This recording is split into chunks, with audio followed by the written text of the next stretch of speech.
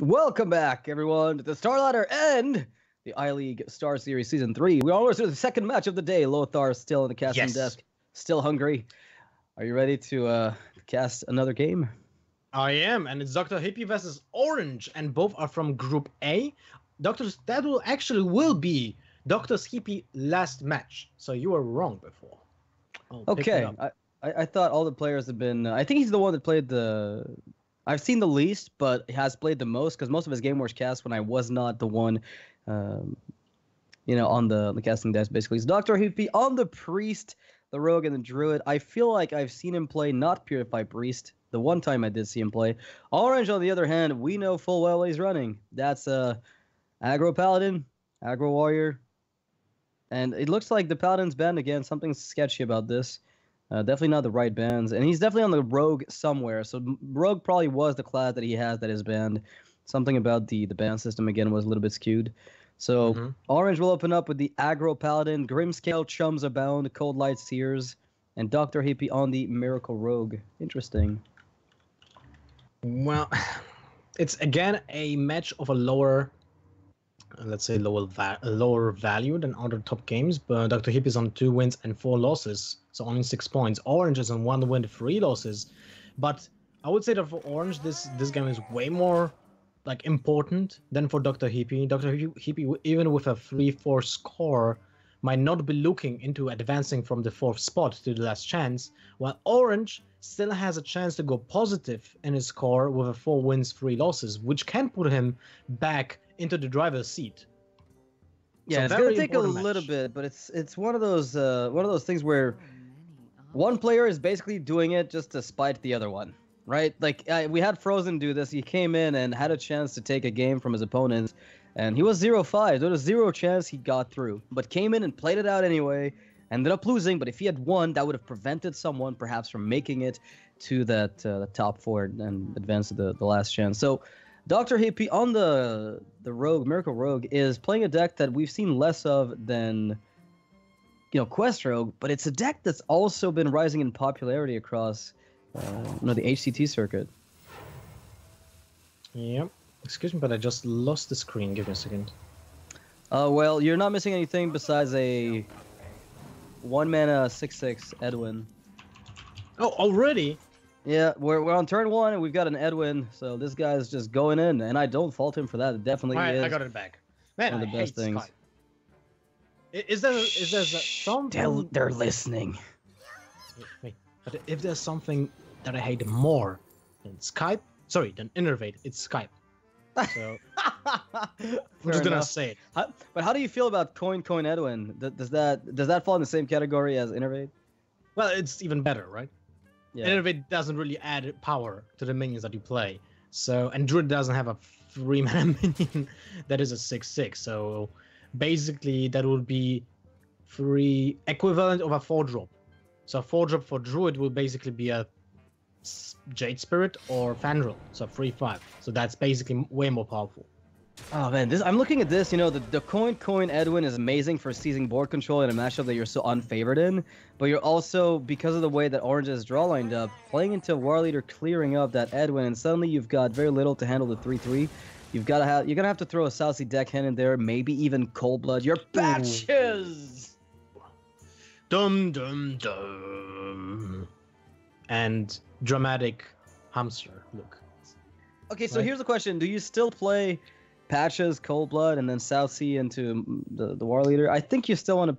You might go for Burglar to get the body on the board first. I don't know. Either way, I think that War Leader just goes down. Oh. That's convenient. That's not that bad, I would say. Well, now you can use your Smuggler's Run and trade Patches away into the 3/3 and keep your deckhand. Play it next turn with Cold Blood instead.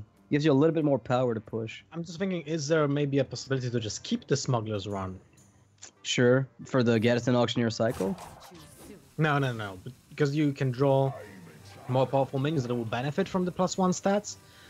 But I would need to actually see the list from DrHippi here to just even think about it. I don't feel like that will be even a good move anyway. You have I questing don't think there's adventurers, so enough in the basically deck, right? there's only Yeah. Shaku that benefits from this. Ah, that's a good point. A 3/4 is definitely pretty solid here. If you could get it buffed up. But that's basically it. So, nah, it's still worth to just use it this turn. Get a better trade. Get the deckhand online next turn with 7 attack, which is not terrible, especially against a turn 4 from Paladin, and in which we know that most of the time Paladins would like to play the Trucifer champion to set up a tempo play for turn 5. So if you'll not see a Trucifer champion, that means there will be no Trucifer champion in hand, so you can go for the deckhand with the Cold Blood if you really feel like you need to do that. Yeah, I actually like that play a lot since you can usually telegraph what the Paladin's hand is looking like based on what they do on this specific turn. If they don't have a board, it tells you a lot about the presence of that weapon.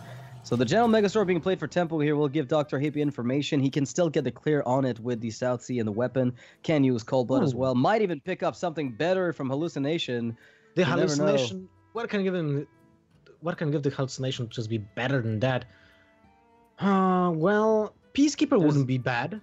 Yeah, that's what I was thinking about. Peacekeeper seems like the best option to me, but it's a bit expensive, so Humility would be potentially slightly more useful for the following turns. Your issue, no matter what, is you're one man off of doing everything you want. So it would have to be just a single Aldor.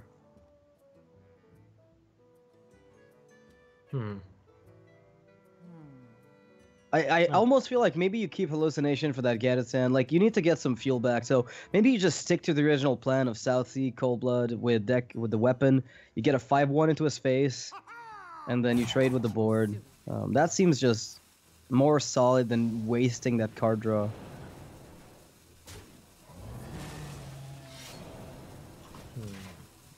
Or you push 3/2 instead. That plays around what? Just a 1/1 dagger having to be used for removal? Gives you value trades against Inquisitor. Oh, well, there he is. Yeah. Oh, it lets you keep your weapon for Noble Sacrifice triggers, so your 3/2 can still go in and get a value trade on the 1/1. I see. This plays around Noble Sacrifice very nicely if there is another secret. Also plays around Stonehill Defender, the best. Yeah, that play was just clearly better than keeping the 5/1. I feel like Gateway Kodo still is a good option to play. Do they ever? But then you can't play Hero Power this turn. I think Noble Sack is just so good against the South Sea deckhand, right? Because if they use the dagger to trigger it, your 2/2 challenges their 3/2, 1/1. I think you always get a positive outcome from the Noble Sacrifice in this position.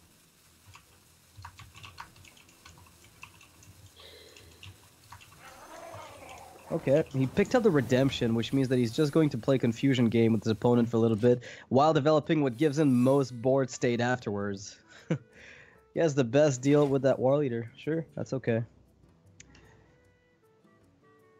I don't mind it. I don't know if I would have been tempted to play the Noble Sack, but maybe it's too straight up, and it's too obviously what looks good. Whereas you can mind game him into playing around Noble Sack and still get value afterwards. Yeah, to be honest, I don't feel like this matters that much in this situation. It's still really bad. Holy Light and Blessing of Wisdom. Blessing of Wisdom is actually a fantastic card in this situation. I mean, without Noble Sack, yeah, you can play around Noble Sack and guarantee that you draw an extra card, which is great. You always guarantee you draw an extra card, right? Because even if it dies, if you have the potential to get recurring value if things go super well, because you can get a value trade if that also lands, and yeah. He knows there's going to be at least Getaway Kodo or Redemption here. Ooh. That is a really good draw for DrHippi. With that second coin and the prep in his hand, he can guarantee himself some card draw on turn 6. Maybe even wait a little bit and get a bigger swing in the upcoming turns. Like, I feel like having access to 2 mana after you play Auctioneer is just crucial. Because you can play Eviscerate at the same time when you play Auctioneer. You also see more cards, which gives you a better like auctioneer turn. That's something to keep in mind.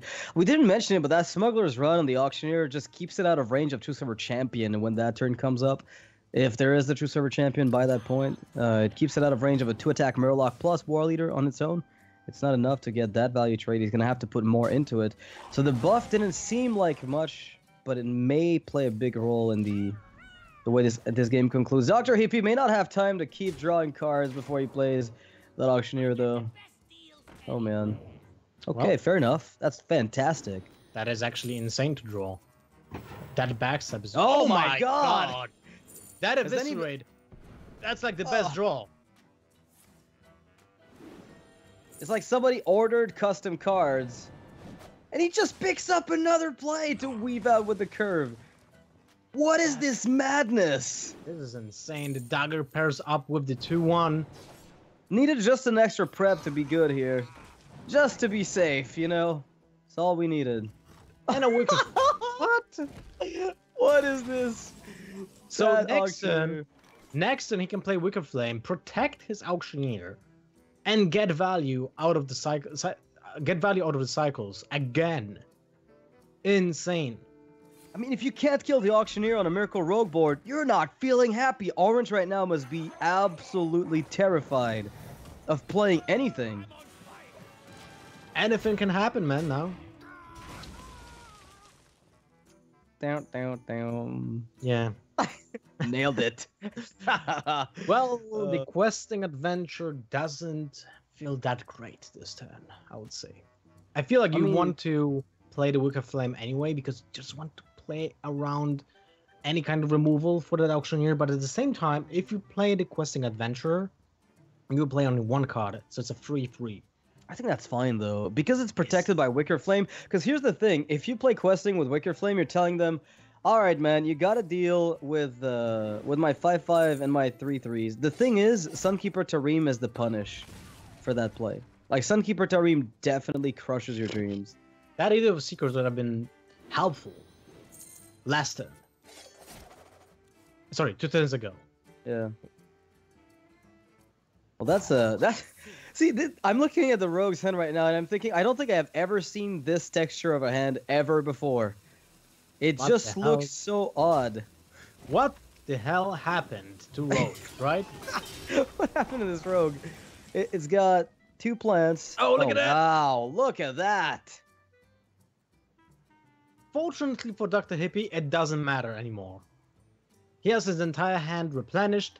There are no more spells.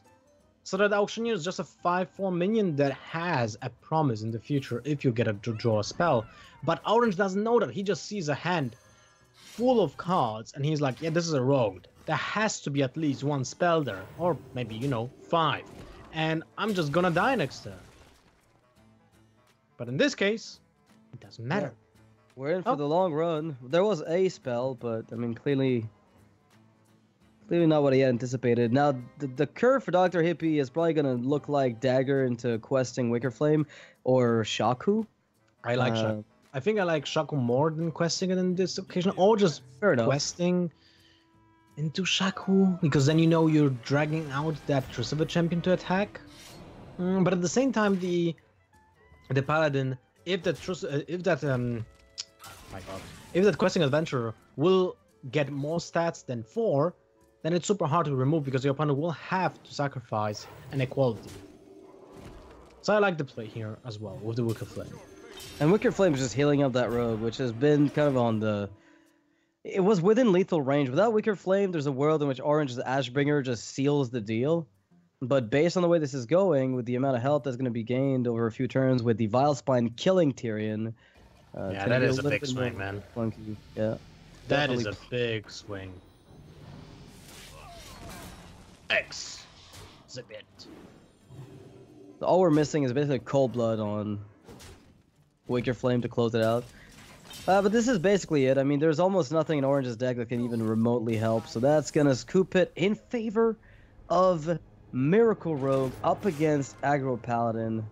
This is actually, funny enough, one of the better matchups of Miracle Rogue in a small way because of the amount of removal that they pack. Quest Rogue doesn't run any.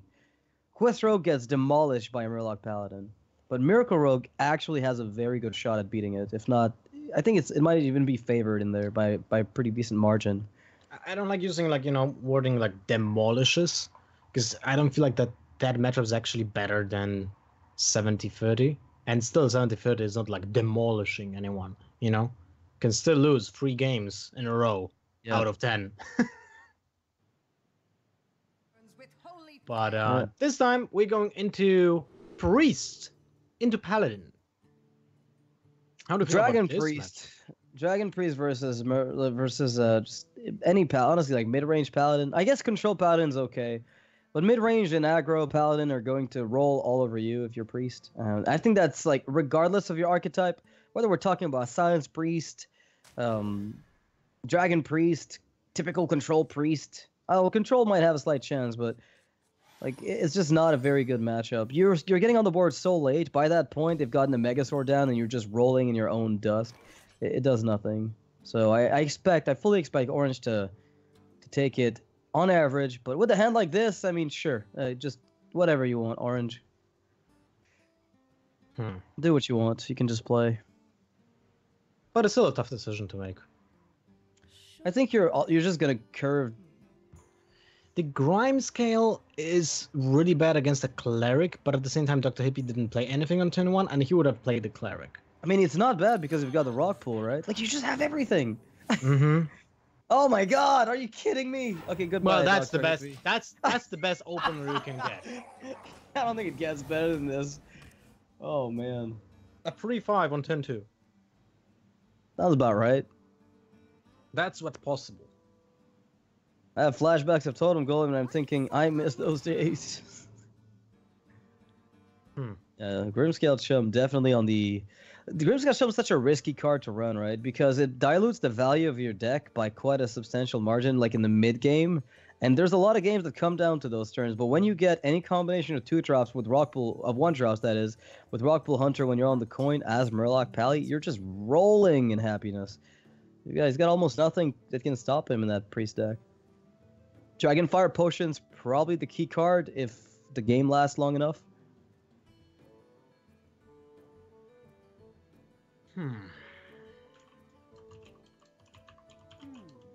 Without Dragonfire Potion, though, DrHippi has little to no chance to salvaging this, no matter what. And he's gonna be picking Deathwing. Knows full well that a 5 and a 5/6 on turn 5 in this matchup is not exactly where you want to be positioning yourself. This is the worst case scenario for DrHippi. All of this is awful. Could have buffed the Grimscale Chum here in order to play around a Shadow Word Death on the most powerful target he's got on board. This is like... I don't know how to exactly describe this board state, but this is just... My god, this is just crushing DrHippi. He has literally no answer to the board. He's dead next turn almost, right? Like just... Well, it's 8, 13, 16 damage on board, right? He's just dead. I mean, we know that. He's dead to True Silver. He's dead to King's True Silver Megasaur, right? Like, even in his head. If Megasaur has to hit +1/+1, +3 attack or Wind Fury, that all happens. So he almost has to Shadow Word Death, the 5/5. There's just no way around it if you want to even have a chance of living. There's like 6 cards that kill you in the opponent's deck. 6. Instantly. Which one do you prefer now? I mean, the Blessing of Kings is the guarantee that you win, but I feel like if you have 3 adaptations that give you a win, it's almost guaranteed as well. But it's more BM to play the Megasaur. Yeah, it's just more BM to play the Megasaur. Yeah, I mean, this is Murloc Paladin in a nutshell, ladies and gents. Turn 4. They said Quest Rogue killed you fast. Yeah, said the Druid. But man, that's just sick. This opening, the fact that he actually rolled Grimscale into Inquisitor on turn 1 was big, like huge, to be honest. It stacked up a lot of damage. It did enable the turn 4 lethal because of that. And it also practically crippled every single answer from DrHippi. Every single minion was just being killed. So no matter what, DrHippi played there, right? Like the early plays that he's got for the game are super slow. So this is an interesting matchup. We've got the Burn Mage on Orange's side. This cover, Gunther Mage. I don't know. I don't even know how people want to call it anymore. I've given up on trying to find a terminology that fits everybody's needs. But against Dragon Priest, that mage should be struggling a little bit, I think.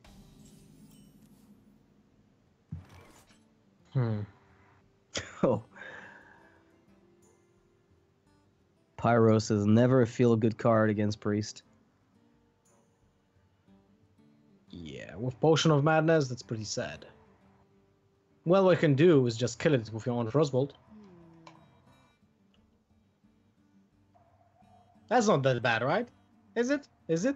No, I like the Frostbolt play. I think in this matchup, you're not really going to find another Frostbolt target that's obvious unless it's for freeze or, you know, trading away multiple things into it. So I do like the decision here to Frostbolt.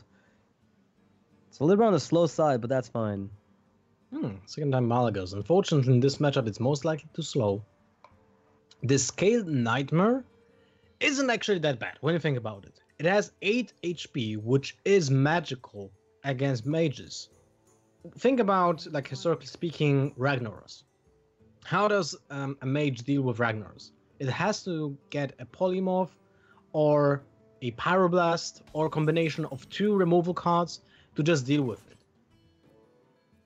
Yeah, 8 health is very difficult because Fireball Ping, again, you know, that's the big reason, really doesn't solve the issue.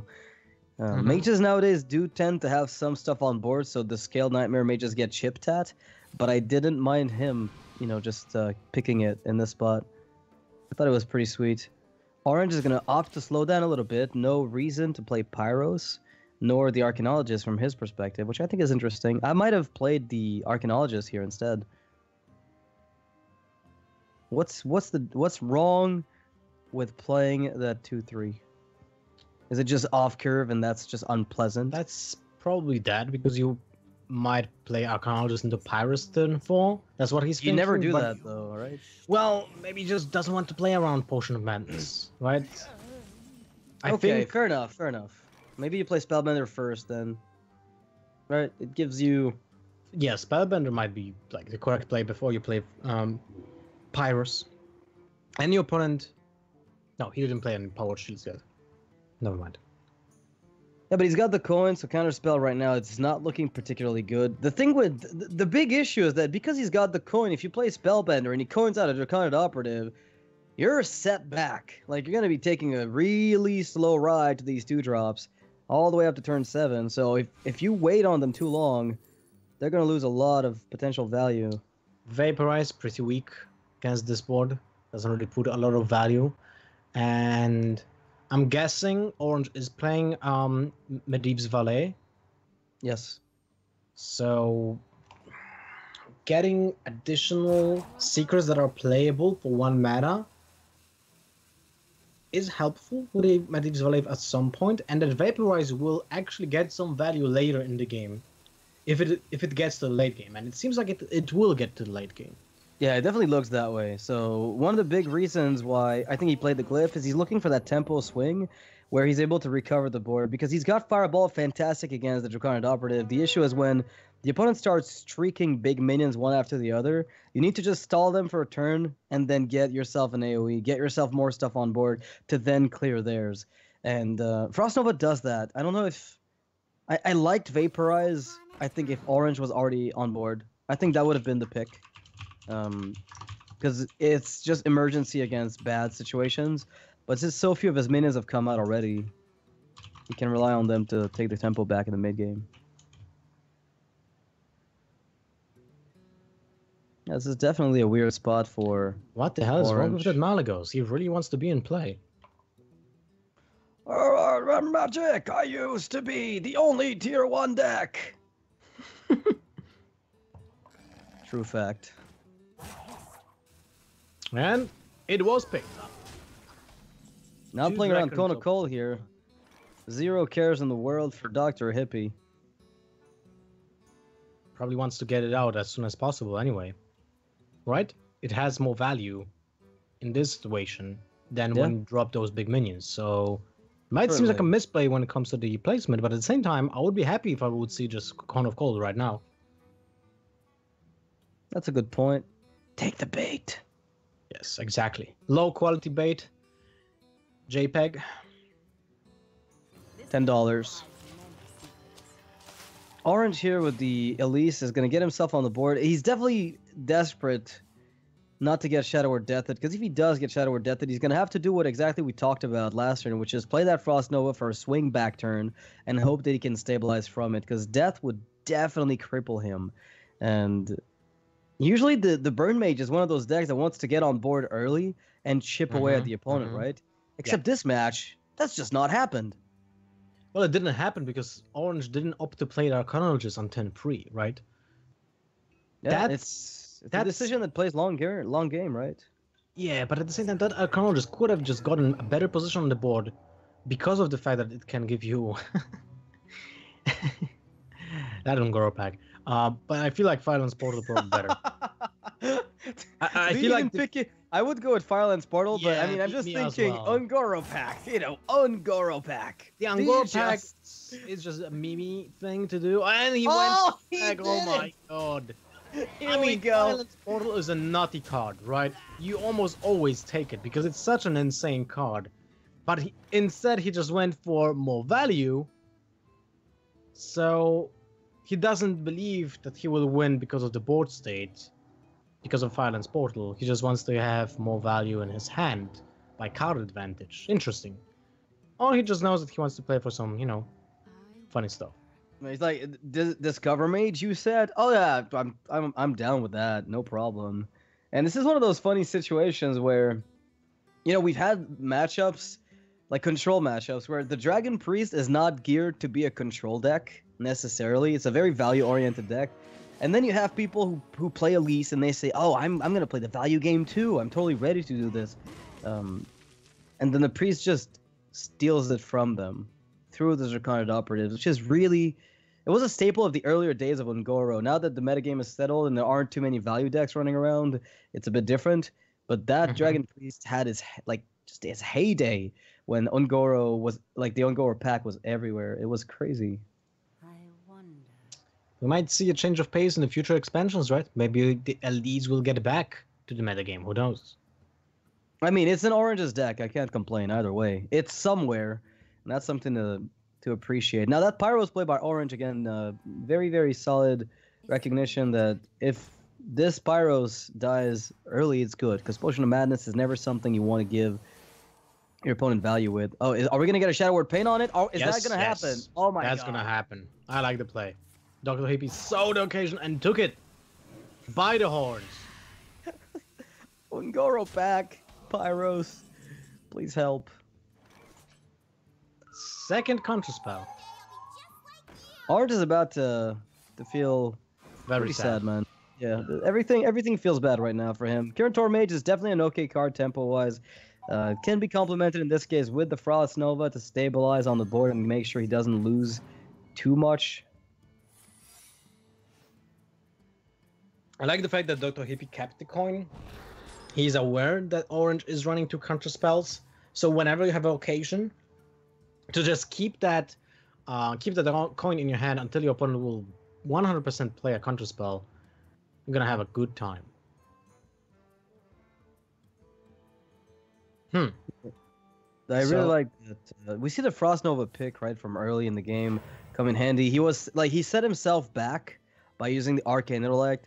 Then he recognized at some point I'm going to need that tempo swing back in my favor, and I cannot do it without a Frost Nova. So, if you imagine vaporizing his hand now instead of that counterspell, it's a very different world.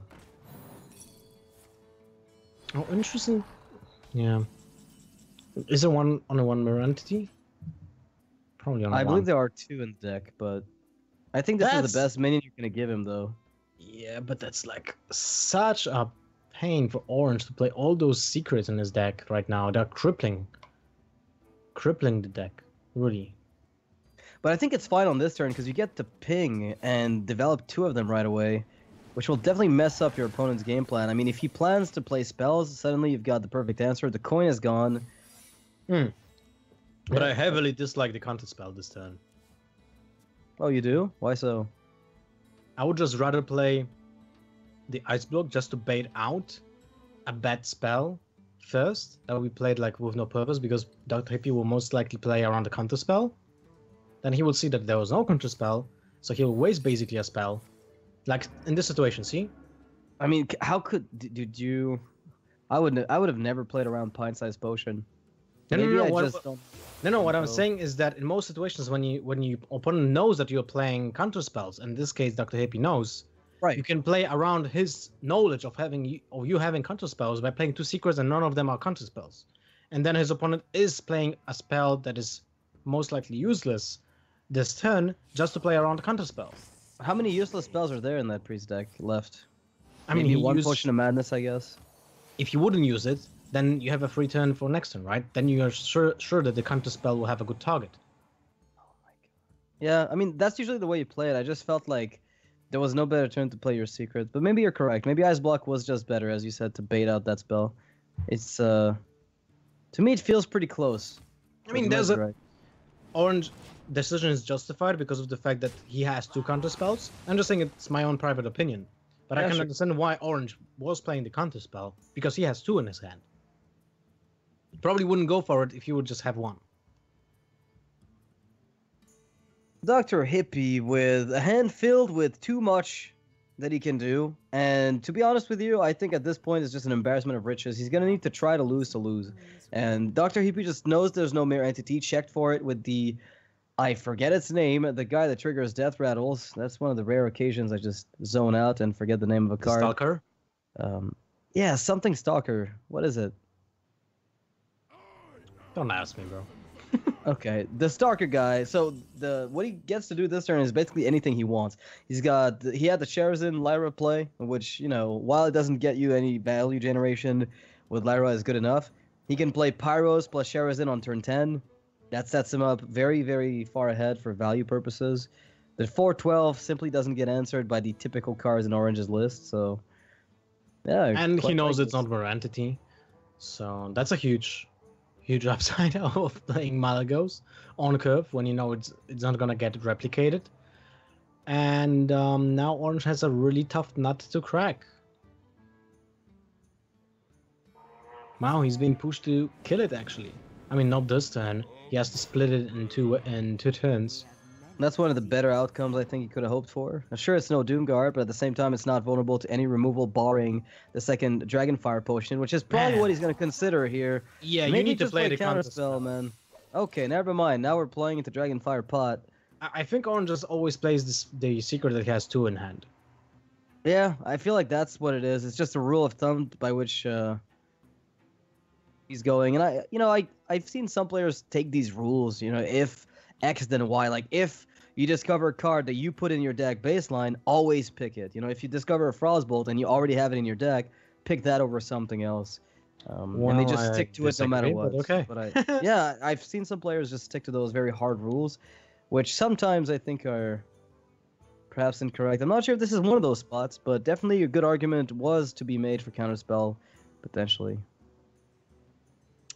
At the end of the day, though, would he really play Dragonfire into 2 secrets is the question. Depends on the rest of his hand, right? Also, he just cracked a pack. Maybe he did get some random spells out of it, right? Yeah, there's a bunch of spells in the expansion that aren't particularly good. Good point. And now, still ahead on board, DrHippi is he's just swimming in value. This guy's got nothing stopping him here. 30 health. Yeah, sure, no problem. Bigger minions. The Malagos is not even threatening, right? What spells will your opponent have for the Malagos? Nah, Nova's not run anymore in that deck, especially not when he's running the pint-sized package. He might be running a single copy of it, and I can't be surprised, but it might be a thing. He seems to be teching against aggro a little bit with the pint-size, against mid-range, sorry. The operative was just something that it has to be taken into account because it can get a spell out of the mage, right? But that's about it. Go for a second pack. Hippie, play the operative and go for a second pack. Let's go. No room in hand, no problem. Sherazin! Sherazin! Yes. I vote for Sherazin too. You're never gonna reanimate it, but I still vote for Sherazin. Why not? He will need to draw a glyph from his opponent deck. That can help. Well, that's a good card. The glyph? Yes, it is. There's no more glyphs in the deck, right? Yeah, that was the second one, unfortunately for. So he's looking for what, Meteor here? I think he is because that's the second Flame Strike. He saw. Okay. I kind of liked the Flame Strike, but I guess it wasn't good enough for him. He's looking at this from perspective of I can't really clean up everything, so it's not worth it. 6 health minions are a bit of a problem for Mage when they've got Flame Strike. Some Christmas trees win games, some of them do nothing. So DrHippi has actually 3 spells that he can play on one turn, but that's not enough for Sherazin. We will see the Pyrus finally appearing in the game. To be honest, I don't feel there's a way for Orange making a comeback right now. He used to glyphs. Yeah. No, there was nothing. After the value generation was done by DrHippi, after Orange fell behind in the early game, I think the game was already well on its way to being too difficult for him to catch up. And now there's a big worry for Orange. Now, I'm not sure how DrHippi's build is of the Druid that he's playing, but Jade Druid is not a matchup that if you're the Mage player, you want to get into. It's going to outscale you, literally, with armor. And while your warrior has a chance, it's not a great matchup. It's like an even matchup. Orange's lineup against DrHippi is currently not looking the best. Well, I can tell you that the build of DrHippi is actually pretty decent. The only card that doesn't really work against the Mage is Gluttonous Ooze, but it's still a random 3/3 minion, so it's not that terrible to play in the deck. Has 1 Tar Creeper, and everything else is basically standard. 2 Primordial Drakes because they replaced Engine of Wars in that deck. They're way better than just Engine of War, so I'm not surprised by that. Okay, wait. Wait, go ahead. No, please. No, Ancient of War was the... Did he have it initially and cut them out? Yeah, he did cut them for Primordial Drakes, and I'm not surprised because I believe that Primordial Drakes are just better than Ancient of Wars currently. Sure. Yeah, this is... I think it's a pretty typical trend for Jade decks. Of playing those... The thing is that Orange is actually playing mirror entities, so if he times them out for actually pretty good targets like Aya, Auctioneer, Primordial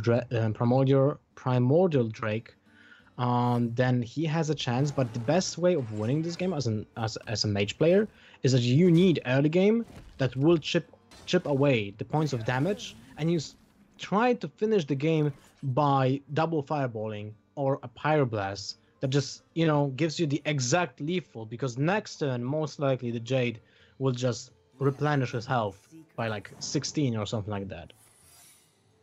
And Kirin Tor Mages are actually very impactful here in this case as well. It's a free tempo swing, which is very important against those Jade decks. I mean, you need to get that damage in through chip against Druid. I mentioned earlier this is Orange on Cy Gunther's Mage. He's actually just on a secret Mage with value generators, given that he's playing Kabbalist Dome and Elise. So trying to fill that turn 5, which is usually kind of dead since you get to play a good turn 4 oftentimes. Turn 5s and 6 are kind of awkward for Mage at times. So this is helping the deck be more well-rounded for transitioning into the later stages. I would be in favor of developing that... Manavim into Arcana Intellect? Yeah, that just seems like the better board play. But the 5/5 is more resilient against what Druid usually does. At the same time, the Manavim just requires a removal, and 1 draft was already seen. So I'm not exactly sure what's the reason. It's just so much less power, right? Like, you need to kill him fast. Is it? This is a bad matchup. Next turn, you have a turn 5 with Counterspell into Medivh's Valet, or even into a mirror entity, which would be better in this case because your opponent again has the coin, and you have 2 mirror entities that you can draw from the Arcana Intellect. Those are 3 draws, and also the Manavim is getting kind of worse over time. And I think the 5/5 gets worse over time. See, this is interesting. Very interesting discussion. I feel like it does against J Druid. Yeah, maybe it's not the right way to look at it. Oh, interesting opinion. But at the same time, Orange is really far ahead. Like the tempo swing with the current Mage did make this game possible for Orange to win, which otherwise would have been kind of a struggle. But now he's heavily favored. Yeah, he's got the damage on the board. He's got everything. He's able to swing with a 5/5 now, which is insane given the fact that DrHippi doesn't have anything on the board to use for Earthen Scales. He doesn't have his Feral Rage. Doesn't even have time to get the Jades built up. Yeah, and now he knows it's not counterspell. It might be an entity, but fortunately for DrHippi, it's just an ice block. It's not even a spellbender. That was actually still a possibility, right? No, wait, that was from the glyph last time. Never mind. But now that's 4, 10, 11 damage. This 10, 12 damage, actually. 14 damage with the Valet. So Valet and Fireball. Do you ever just go Arcane and elect Counterspell and go face? The thing is, like, Feral Rage does not... Yeah, I like that. And then you just keep your Valet for next turn. Just buff the Mana Worm for max damage. Although Arcane Intellect into Valet is, I think, better. Because then you set up the most damage for next turn. I see the two-turn lethal, sure. Oh, actually. This is even better against removal, to be fair. It prevents any type of armor generation. Because the best he can do here is play a Jade Behemoth or an Aya Blackbot to get himself on the board.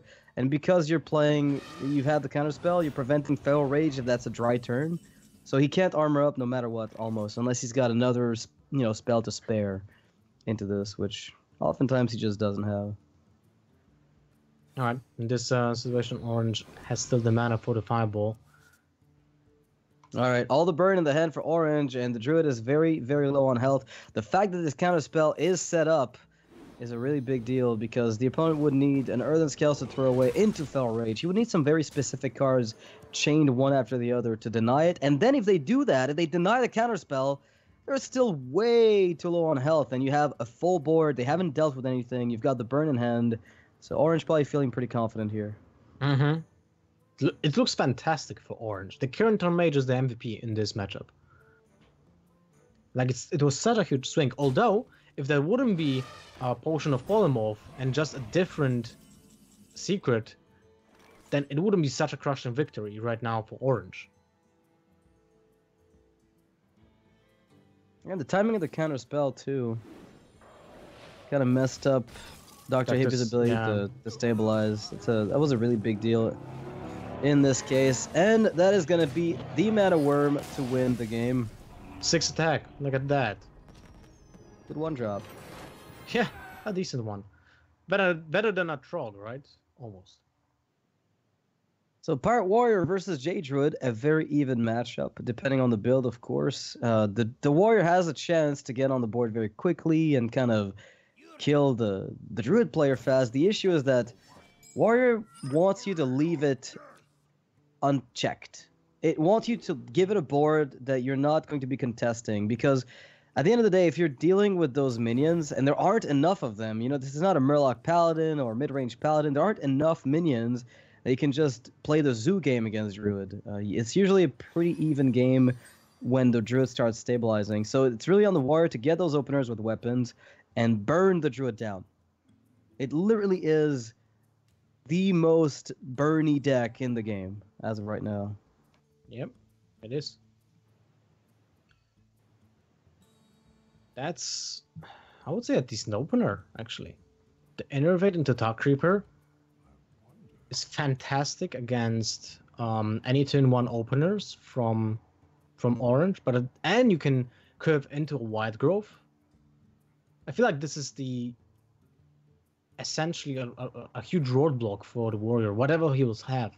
The only answer to the Dark Reaper would be the Fear War Axe, which is a possibility, of course, every single time. But if your opponent doesn't have that, then the Dark Reaper will just have insane value. Yeah, and this is not what Orange wants, right? Like, he's looking at this and thinking, oh, N'Zoth's first mate into coin South Sea Captain, I have won this game. And suddenly DrHippi's replying, well, here's my best early game minion, and if I can stabilize out of the early game against you, And if I draw correctly, and this is going to be important for DrHippi, he can't afford too many blanks in a row now that he's committed the Innervate to this. This is a very high tempo Innervate early, but the moment he gets outvalued by weapons, which is what weapons do best, outvaluing, he's going to fall behind very steeply. So DrHippi is going to have to be very cautious with how much value he's extracting from this Dark Reaper. He's going to try to maximize everything. Mm-hmm. I mean, hell, do we cycle that rat? Do we wild growth? Wild growth thing seems better on paper because. Why would you wild growth? I'm just thinking hero power exactly. Yeah, it gives what you I'm thinking value. is the value play is definitely to go for the hero power, but the card draw quality. I mean, with Feral Rage, it's not an issue because you deal with every 3-drop. Yeah, but what is very important is that you win against Pirate Warriors if you can just remove the biggest threats. Biggest threats are Cochrane Elites, Frozen Berserkers, Cultists. Cultists have 4 HP, so that are definitely problematic. The same for the Frozen Berserkers. But Rev guarantees the removal of that. So if, let's say, the Frozen Berserker just deals 2 damage, that's not a big deal. Because hero power and the Rev costs the same exact mana. You don't lose card advantage because you just paid one card for that, and you lose 1 HP because of the hero power. So that's actually a great outcome for DrHippi. So I very like the decision of just using your hero power instead of wild growthing or just wrathing. Yeah, the Feral Rage is really the saving grace of this situation. Okay, he's got all the removal in the hand. This hand for DrHippi is looking amazing. Feral Rage just saves him because if there were the 3-drop coming out this turn, like the Cultist or the Frothing, and he had to Wrath and to trade the Dark Reaper away, it would have been really awkward.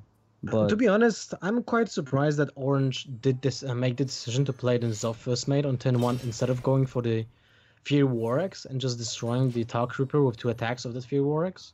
I don't know how do you feel about that, because I felt like it might have set up a better board position for him. But at the same time, now he has a saving grace in the tempo swing because he did get the Dread Corsair. It's like Current or Mage, but in different fashion. in different fashion, yeah. This Dread Corsair is kind of behaving like that Current or Mage, giving you a free tempo turn. And that's a South Sea deckhand.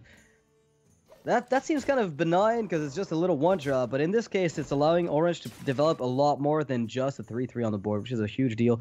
DrHippi still has a clear. He's got the swipe. He can use the hero power to clean up the minion, but then he's going to hope there's nothing left because he's used up everything. 1 Wrath, 1 swipe, 1 Feral Rage. That's usually the most you can expect out of the first half of your deck. And if you look at the mana count, he's still not on the Dragon turn, Primordial Drake, that is. And what a draw there by what a Orange draw, again. man. That's a big goblin. Big bad insane. goblin. DBG. Well, Jade Blossom like and BFT. Jade Idol definitely not enough. Oh god, please no. Big freaking infantry.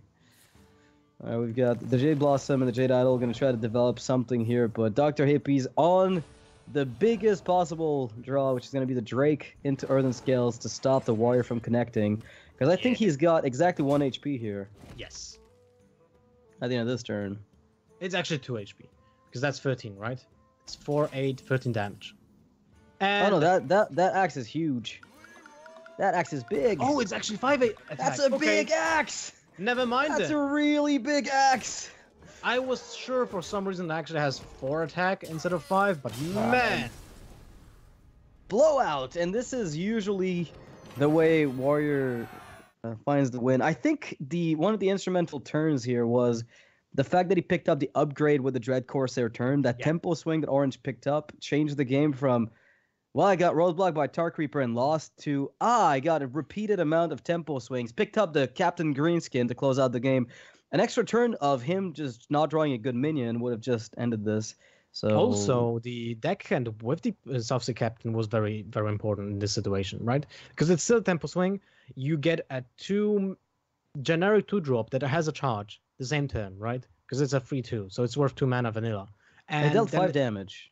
Yes, and then your opponent has to use hero power to finish it off after a swipe. So not only it takes a lot of tempo out of your opponent, it also gets essentially 4 damage in because of the armor generation, but all in the end, it's only 1 mana.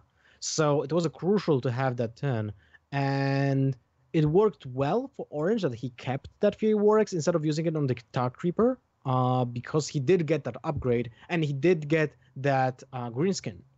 Yeah, I think the maybe he was already seeing that if he didn't draw an upgrade, he was just gonna fall behind a little bit too steeply, and just committed to a bit of an all-in at that point. That being said, there's gonna be second match of the day closing out here. We've got Orange versus Hippie. Orange ends up taking it, and next up is going to be Pavel versus Zalay. Zalay, another one of the players in his group that brought a highly aggressive lineup. And Pavel's lineup is known to be sort of weak to the very explosive openers of those aggro decks. So we'll see whether or not Zalay can take it. Pavel definitely has a chance. He's got solidly built control decks, but they're not very favored in the metagame as it stands. We'll be taking a very quick break and be back with the third match of the day. And then we won't have another break until the next one after that. Don't go anywhere, guys. We'll be right back.